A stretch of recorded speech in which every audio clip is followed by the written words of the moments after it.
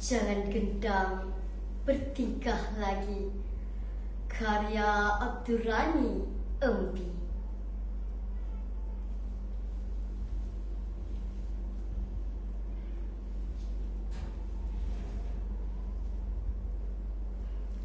Sejarah mengajar tidak membenci, tetapi mencatatkan kebencian.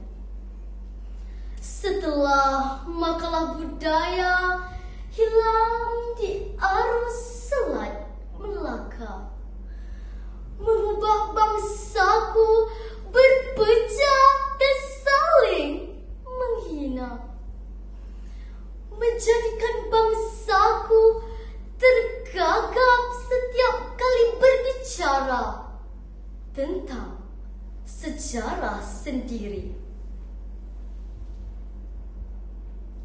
Kita membaca kembali sejarah luka bangsa yang berkurun terjajah.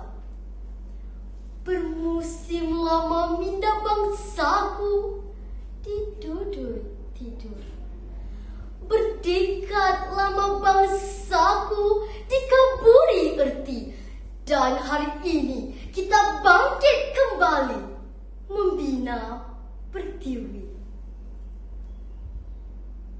Luka besar apa sahaja terjadi, kita baluti dan ubati dengan mantra dan tutur sopan sesuai budaya Timuran dalam satu kesatuan dan kepercayaan.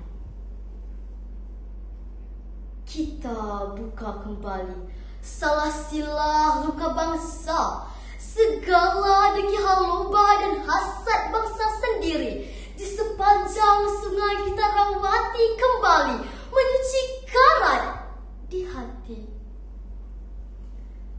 Membebat luka, mengikis minda penjajah berkurun lama kita nyakan. Kita sulami peta sebenar bumi jawi kita yang luhur, yang berpribadi sejati.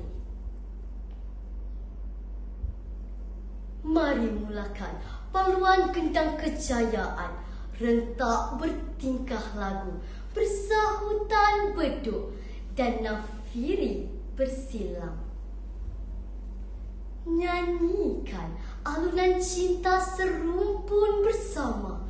Kata-kata nista sudah tiada erti benci dan dengki. Aduhai anak negeri, bergendanglah, teruskan paluan tingkah rebana dan paluan kompang.